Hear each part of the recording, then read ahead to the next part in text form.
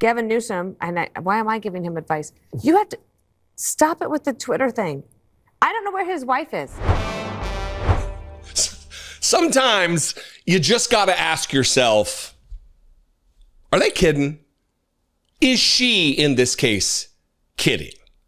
Dana Perino, listen, the hypocrisy and the whataboutism and the ignoring your own plank in your eye while looking at the speck in someone else's, we'll bring this down to a biblical New Testament level here, is remarkable. It's a talent.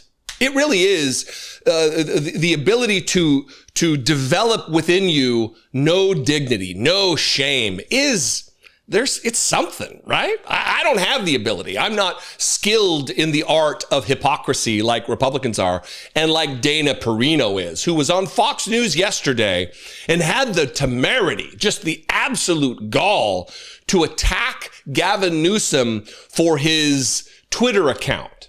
That, if you haven't seen it, by the way, look, I'm no fan of Gavin Newsom. I made that pretty clear. And that's fine. I disagree with him. I'm not a fan of people who sit down and break bread with Nazis and platform people like Steve Bannon and Charlie Kirk. It's a big time mistake. Same thing with Josh Shapiro sitting down with Ted Nugent. What are we doing here, Democrats? Aside from that, though, if it ends up being Gavin Newsom against Donald Trump or whoever the Republican is, I'm voting for Gavin Newsom every day, all the time, right?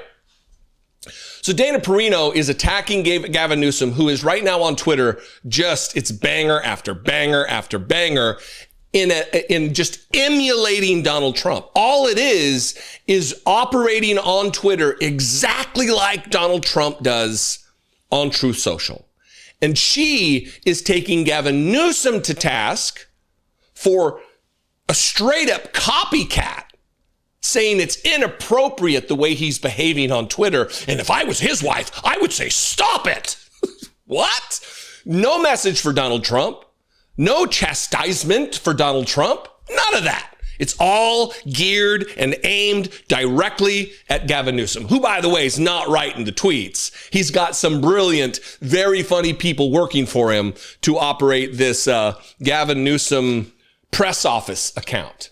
Here's Dana Perino, and then I'm going to show you some hilarious examples of what she's so beside herself about. The other thing is, or at the debate, the other thing for me is that for the last week, Gavin Newsom, and why am I giving him advice? You have to stop it with the Twitter thing. I don't know where his wife is. If I were his wife, I would say, "What? You are making a fool of yourself. Stop it. Do not let your staff tweet. And if you're doing it yourself, put the phone away and start over." And if he's got a big job as governor of California, but if he wants an even bigger job, he has to be a little bit more serious. Your job's too important, Gavin Newsom, to be playing games, to be being mean on Twitter, she says. Let's take a look. Here is I see what she means. Yeah, maybe she's got a point. I hate Kid Rock - Gavin, whatever his middle name is, Newsom. Yeah, he shouldn't be. Oh, wait. Oh, I see. Yeah, that's funny. He's just doing the exact same thing as Donald Trump. I hate Taylor Swift. Is she kidding? How does she look at herself in the mirror? It's probably easier now after all of that plastic surgery than it was a few years ago. Here's another one from Gavin Newsom's press office. It's a quote tweet of Donald Trump's Rapid Response 47, official White House photo by Daniel Torek. And then, forget the southern border, the strongest wall Trump's ever built is in his bronzer line.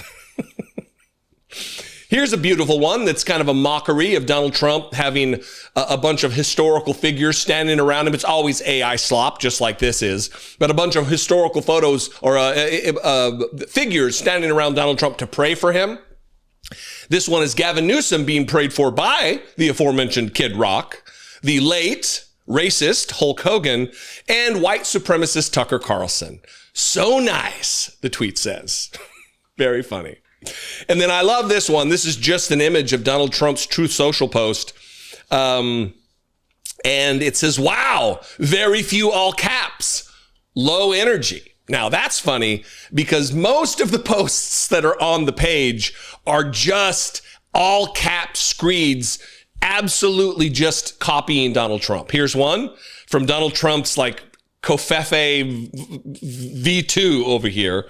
Donald Tiny Hands has written his autobiography this morning. Unfortunately, low IQ. He spelled it wrong. Beta. Soon you will be fired, Beta, because of my perfect, beautiful maps.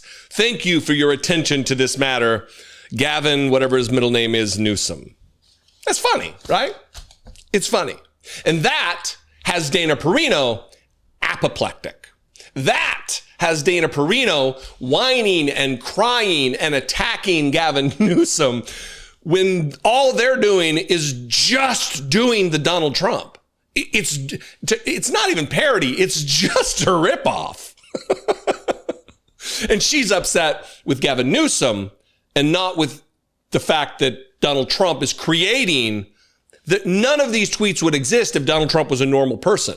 None of these tweets would exist if Donald Trump behaved himself, comported himself like the president of the United States and not like a fucking mean girl, not like a bully, not like Gavin Newsom and telling Taylor Swift that he hates her.